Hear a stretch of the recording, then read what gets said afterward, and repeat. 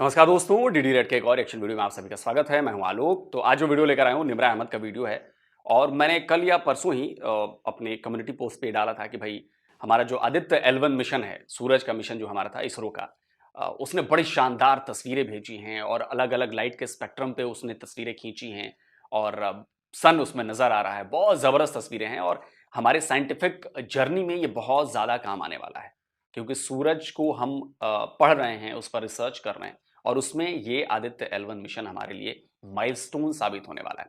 तो तस्वीरें उसकी देखी हमने, पूरी दुनिया ने देखी, पूरी दुनिया से वाहवाही मिल रही है, इसरो को बधाई दी जा रही है, लोग जान रहे हैं कि भाई इसरो तोप चीज बन चुका है।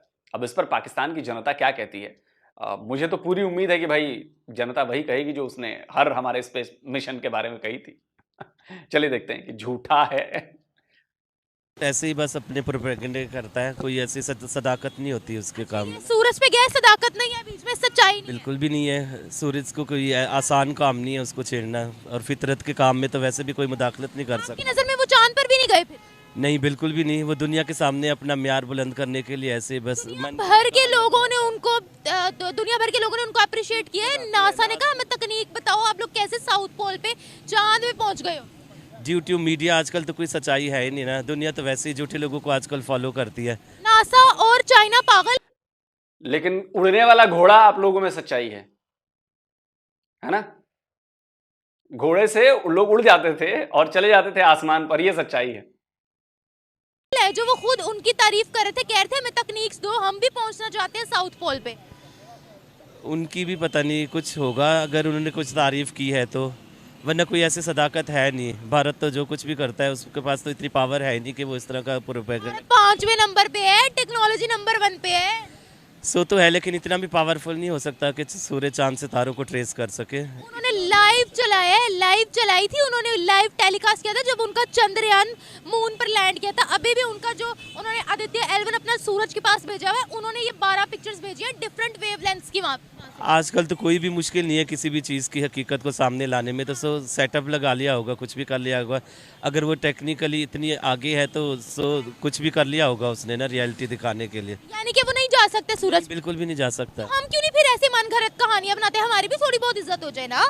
और पूरा वर्ल्ड पागल है जो उनकी तारीफ कर रहा है या प्रूफ्स दे रहा है। वो ऐसे जो लोग होते हैं ना, झूठी तारीफें अपनी बटोरने की। साइंस को मानते हो? मानते हैं तो क्यों नहीं मानते? जो कुछ भी साइंस पढ़ते हैं आप? साइंस पढ़ी है, हाँ पढ़ा भी है। पढ़ा भी है? Yes. जब आपने साइंस पढ़ी है तो आप फिर भी कह रहे हैं कि नहीं वो जा सकते ऊपर? नहीं, जब तक कोई चीज़ आंखों देखी ना देखे तो आप ऊपर थोड़ी जाएंगे, प्लेनेट से ऊपर थोड़ी जाएंगे, वहाँ चांद पर थोड़ी जाएंगे देखने के लिए कि वो वहाँ गया या नहीं। सूरज पे थोड़ी जाएंगे क्या? आपने 72 हुर्रे देखी हैं? आपने हवा देखी है? अच्छा चलो, हवा तो सच्चाई है, 72 हुर्रों का तो फिर भी अब कैसे कहूं और क्या बताऊं। चलो हम बता दो, 72 हुर्रे देखी, फिर भी सपने आते हैं ना। गए हैं वहाँ पर या नहीं?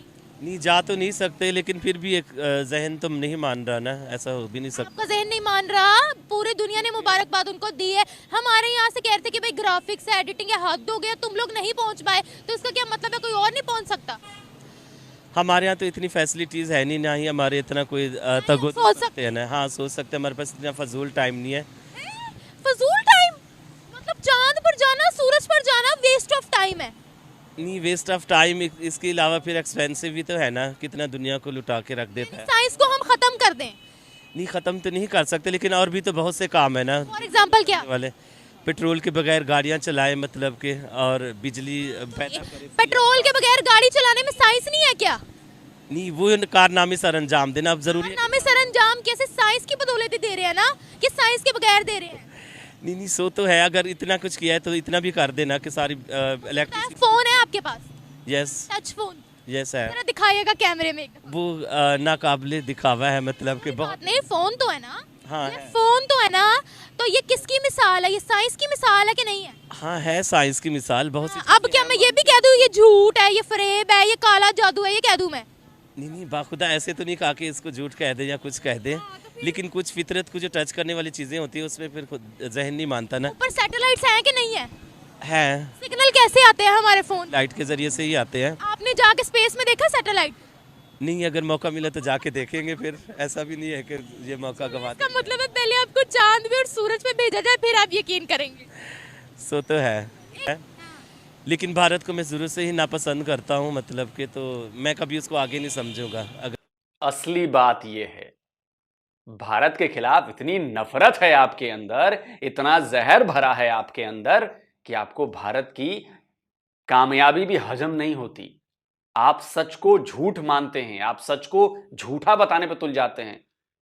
आपने ये टोपी पहन रखी है और मैं इस जिद पे अड़ जाऊं कि मैं तो मानता ही नहीं कि आपने टोपी पहन रखी है। निम्रा मुझसे कहे कि नहीं नहीं टोपी पहन रखी है, मैं कहूंगी मैं नहीं मानता टोपी पहन रखी है। लाखों लोग मुझसे आके कहते हैं अरे भाई साहब टोपी पहन रखी है, और मैं अड़ा रहा हूं कि भैया मैंने तो मानता ही नहीं टोपी पहन रखी, भाई मुझे नहीं दिख रहा कि टोपी पहन रखी।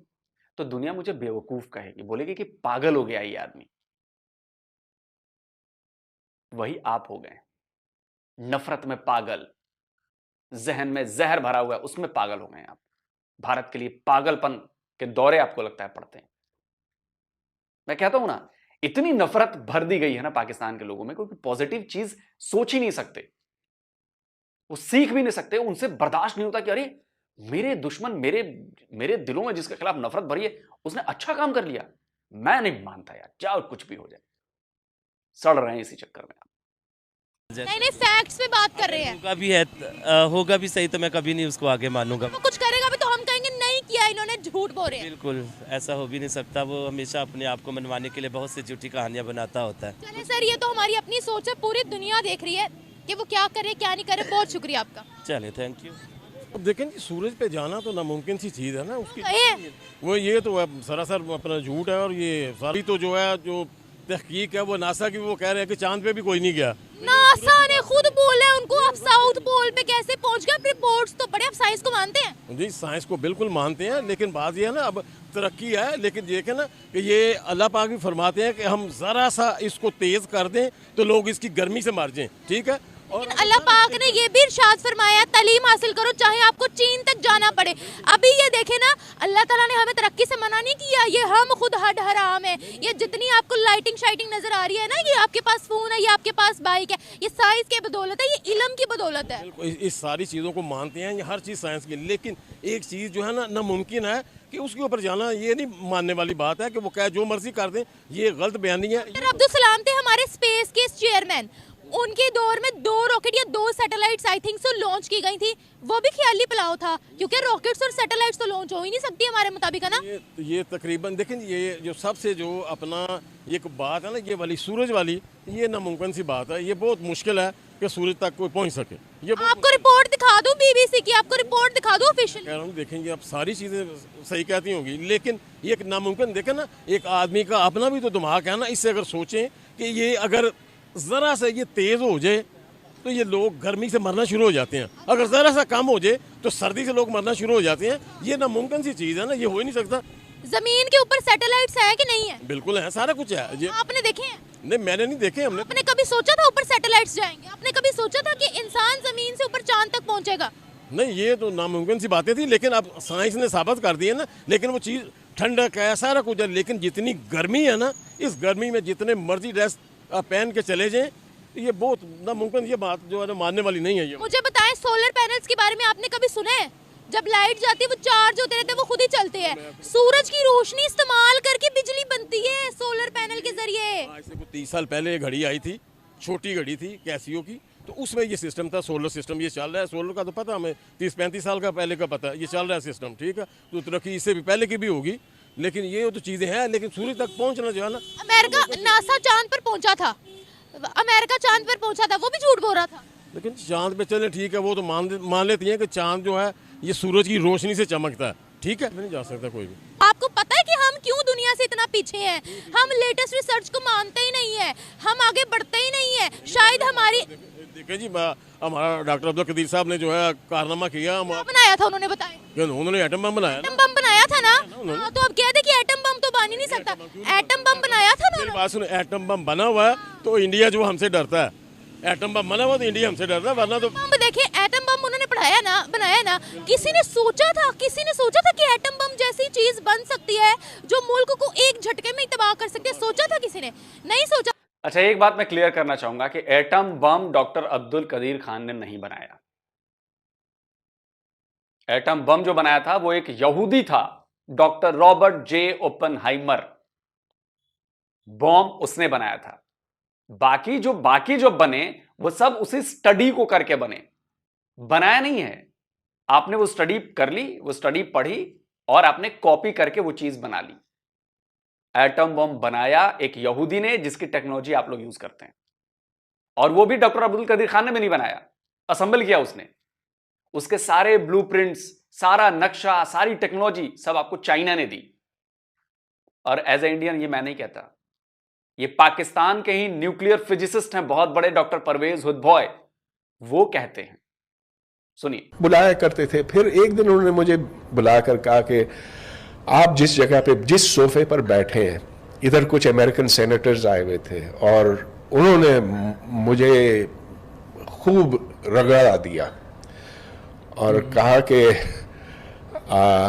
हमें पता है कि आप बम बना रहे हैं, आप कहते हैं कि आप नहीं बना रहे, लेकिन हम जानते हैं कि आप बम बना रहे हैं। और सबूत के तौर पर उन्होंने एक कागज मेरी तरफ फेंका, सामने रखा और कहा कि ये वो बम के डिजाइन्स हैं जो हमें पता है आपको चाइना ने दिए।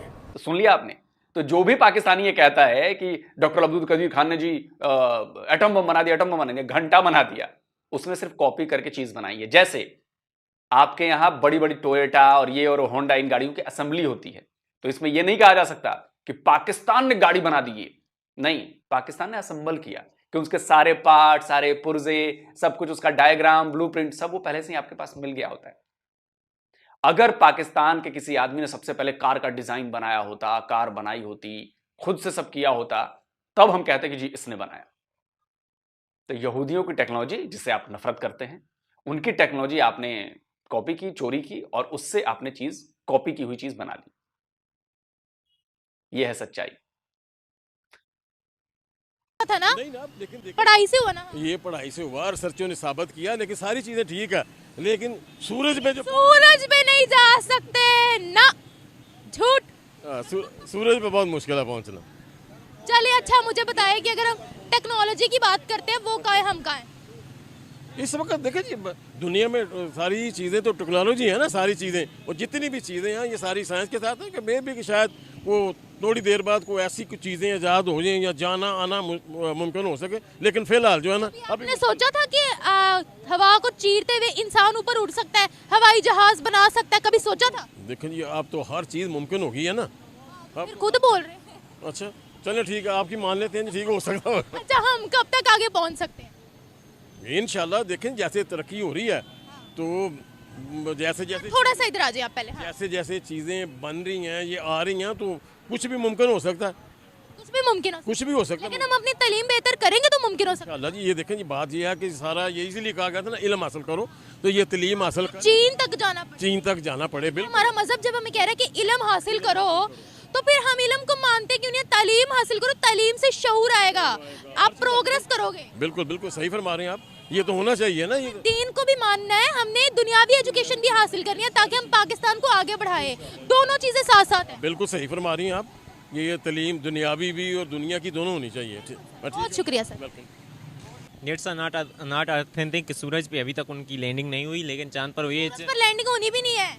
हाँ, सूरज पे नहीं होनी। वो स्टडी कर रहे हैं सूरज को, अब सूरज के ऊपर नहीं लैंड करना। या I understand your point, but nets are not authentic. But this is not authentic के वो सूरज पे पहुंचे, लेकिन 2 मरतबा यूएसए ने ट्राई, मैं रिपोर्ट दिखाती हूं। यूएसए ने ट्राई किया, लेकिन वो भी कामयाब नहीं हुए। लेकिन चांद पर तो भारत वो दुनिया का पहला मुल्क बन गया था जो साउथ पोल पर चांद पर लैंडिंग हुई थी। वो भी तो किसी और ने नहीं की थी ना, भारत ने की है ना। अभी सूरज का आपको यकीन नहीं आ रहा, मैं आपको प्रूफ दे देती हूँ। I also read it in the dawn, but I say to you कि वो अभी तक उन्होंने लैंड नहीं किया। बट वो होना भी नहीं है मेरे भाई, लैंड नहीं होना, सिर्फ स्टडी करना है, वहाँ पे सब कुछ स्टडी करना है। या लेकिन आप मेरी पॉइंट अंडरस्टैंड नहीं कर रही। जैसे उनकी चंद्रयान ने चांद पर हो गए। सुनो, India's first space-based observatory to study the sun, Aditya L1, was launched on September 2 and is dedicated to the comprehensive study of the sun. It has 7 distinct payloads developed indigenously, 5 by ISRO and 2 by Indian academic institutions in the collaboration with ISRO.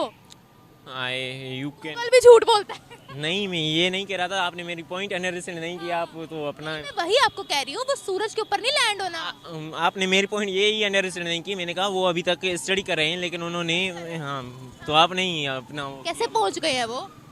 चांद पर तो उन्होंने चंद्रयान 3 कामयाबी से land हुआ था 1960 में। ये तो आपकी बहुत ही छोटी बात है कि चांद पर, लेकिन रशिया एंड यूएसए ने तो ऊपर एटम बम अपने स्पेस में फिट कर दिए हैं कि अगर ज़मीनी जंग हमारी कामयाब नहीं होती तो हम स्पेस से भी जंग कर सकते हैं। ये कब हुआ कि स्पेस में उन्होंने अपने एटम बम फिट कर दी? यह आपने नहीं देखा ना, आप तो अच्छा, इस जो ये उन्होंने ऊपर किया उसका नाम क्या उस मिशन का?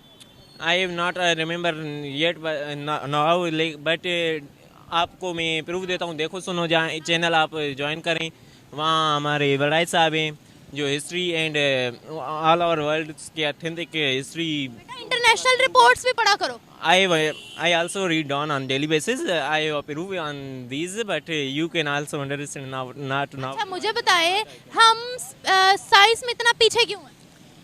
देखो अब तो इस पे जितनी बात करें तो कम है। फर्स्ट ऑफ ऑल हमारी रिसर्च बेसिस नहीं है। हमारे पंजाब बोर्ड में 160-170 नंबर तो आते हैं, लेकिन इधर रिसर्च नहीं है। अभी मैं इंडिया की रिपोर्ट पढ़ रहा था, 78% उनके बच्चे प्राइवेट स्कूल छोड़कर गवर्नमेंट्स में आए, क्योंकि गवर्नमेंट में रिसर्च है। जब आप रिसर्च करोगे, जब आपको प्रूफ्स मिलेंगे तो आपको एक मज़ा आएगा, एक फीलिंग्स आएंगी। आप उसमें ज़्यादा रिसर्च में ज़्यादा ही वो करोगे। कहा जाता है मैथ इज़ अ लॉजिक, तो जब आप लॉजिक्स पे आएंगे तो आपका मतलब फीलिंग्स भी आएंगी, हैप्पी भी आएंगी। जब आप रट्टा मारोगे तो आपको खुद ही तंग हो जाओगे खुद से। तो हमारे पास रिसर्च बेसिस पे तालीम आनी चाहिए। तो हमारे पास अच्छे ज़हीन है, हमारे पास अच्छा सिस्टम है, हमारे पास अच्छा फंड्स आता है। तो हमारे पास भी उतना ही है ना जितना उनके पास। हमारे पास अच्छे हैं उनसे भी, लेकिन हम 180 नंबर ले सकते हैं, लेकिन हमारे पास गवर्नमेंट्स को चाहिए कि रिसर्च बेसिस इंस्टीट्यूशंस कायम करे।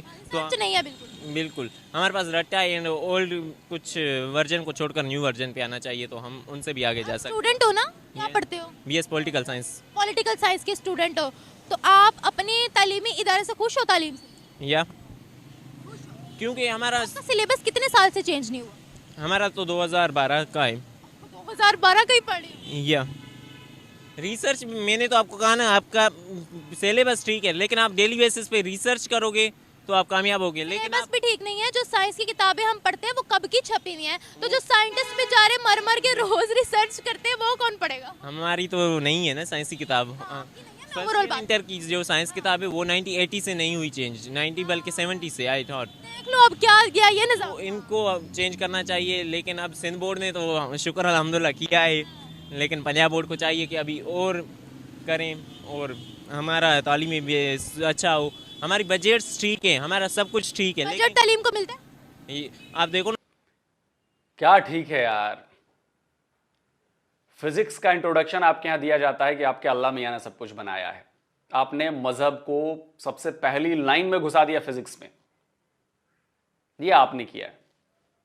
तो लोग इस पर विश्वास करेंगे और कर रहे हैं, वो मानने को तैयार नहीं, वो दूसरे किसी की बात मानने को तैयार नहीं, बोले कि जो हमने पढ़ लिया वही सही है।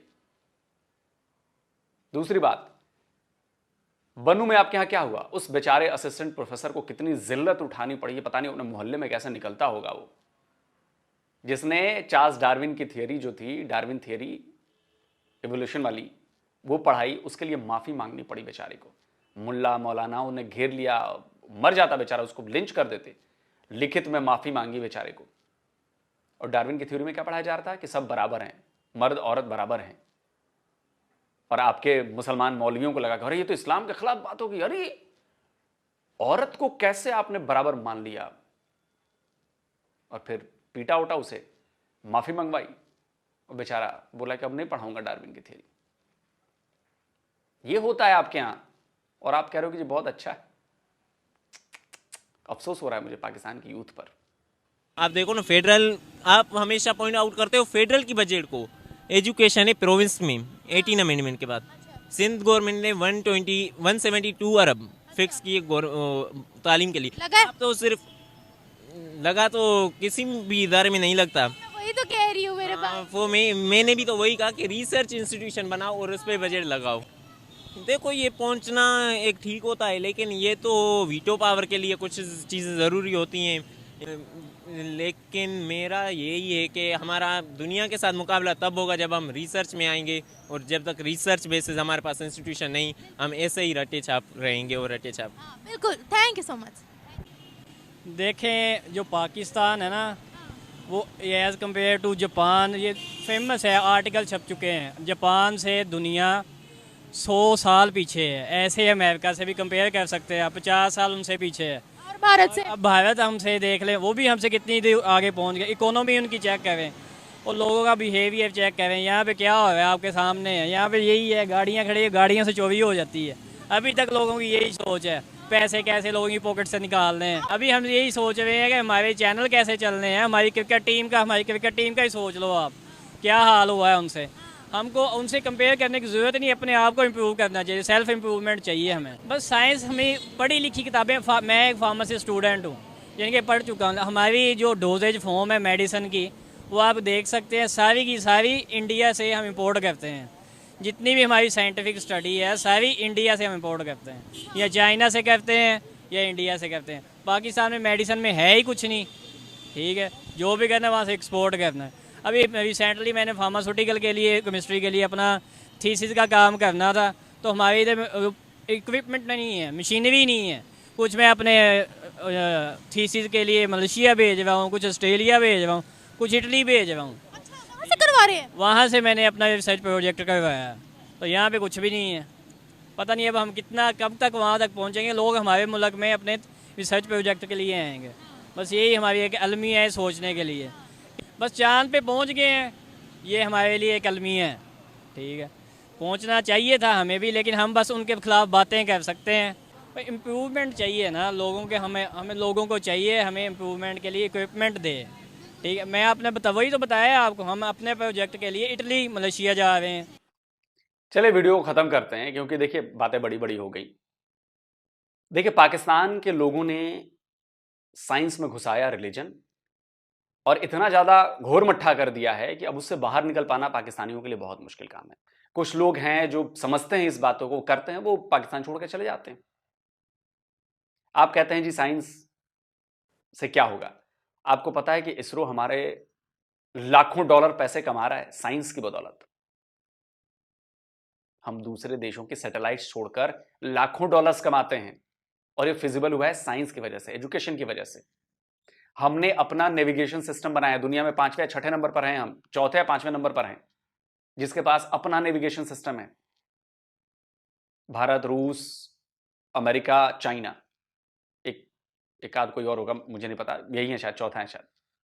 उस नेविगेशन सिस्टम से किसका फायदा होगा? हमारा फायदा है, हमारी अपनी चीज है। हम नेविगेशन के लिए किसी दूसरे पर डिपेंडेंट नहीं है, उनको पैसे नहीं दे रहे हैं हम, हमारे पैसे बाहर नहीं जा रहे, हमारे पैसे हमारी इकोनॉमी में है। हम सूरज का अध्ययन कर रहे हैं, उससे और भी कई सारी चीजें निकलेंगी, उस रिसर्च से कई सारी चीजें निकलेंगी, आने वाले वक्त में कई सारी नई टेक्नोलॉजीज को जन्म देंगी। हमारे अपने सैटेलाइट्स हैं, रिमोट सेंसिंग सैटेलाइट्स हैं, जो फार्मर्स को मदद करते हैं, और भी कई सैटेलाइट्स हमने छोड़ी हैं जो फार्मिंग में मदद करती हैं, जो एग्रीकल्चर में मदद करती हैं, जो हमारे मछुआरों की मदद करती हैं, जो हमारे मौसम का पता लगाती हैं, डिजास्टर मैनेजमेंट में काम करती हैं। कई सैटेलाइट्स ऐसी हैं। और उन टेक्नोलॉजी का इस्तेमाल जब आम लोग करने लगते हैं तो फायदा होता है, देश को फायदा होता है, आगे हम बढ़ रहे हैं। आज टेलीमेडिसिन में हम, पाकिस्तान में तो पता नहीं टेलीमेडिसिन सुना हुआ कि नहीं आपने भाई। अब टेलीफोन और इंटरनेट की वजह से आप दिल्ली में बैठा हुआ बड़ा हार्ट का सर्जन जो है, वो किसी एक गांव में हार्ट के मरीज को दवाइयां और उसका इलाज कर सकता है। ये टेक्नोलॉजी की बदौलत हुआ है, और अभी तो भारत ने शुरुआत की है। अब आप सोचेंगे कि ये सूरज के पास नहीं पहुंचे, करीब हम धरती से 1.5 करोड़ किलोमीटर और आगे जाके वहां पे एक पॉइंट है जिसका L1 जो है ना, वो L1 एक पॉइंट है, वहां से सूरज की स्टडी की जाती। कल को टेक्नोलॉजी किसी ने देखा है, साइंस इतनी तरक्की कर ले कि सूरज के कोर में पहुंच जाए आप, ऐसी टेक्नोलॉजी डेवलप हो जाए, तो कुछ भी नामुमकिन नहीं है साइंस में। हाँ, अभी वो डिस्कवर चीज नहीं हुई है, अभी वो चीज इन्वेंट नहीं हुई है, तो लोगों को विश्वास नहीं होता। आज से 150 सवा सौ साल पहले किसी को यकीन नहीं होता था कि आदमी इंसान में उड़ेगा, कोई मशीन इंसान में उड़ेगी। 150 साल पहले आप किसी से पूछ लेते तो कहते पागल हो क्या बे। लेकिन आज हो रहा है। आज तो हम स्पेस में पहुंच गए रॉकेट से। तो हुई ना चीजें, कल को लोग सूरज पर भी पहुंच जाएंगे। आज वॉयेजर 1 और वॉयेजर 2 अरबों किलोमीटर दूर हमारे सौरमंडल से भी बाहर चले गए हैं। कभी किसी ने सोचा होगा? आज से 30 साल 40 साल पहले छोड़े गए थे वो, 30 साल पहले 74 78 में कुछ ऐसे ही छोड़ा गया था शायद, एग्जैक्ट मुझे याद नहीं। गए ना। लेकिन पाकिस्तान में देख लीजिए आप क्या हालत है। लोग मानने को तैयार नहीं होते।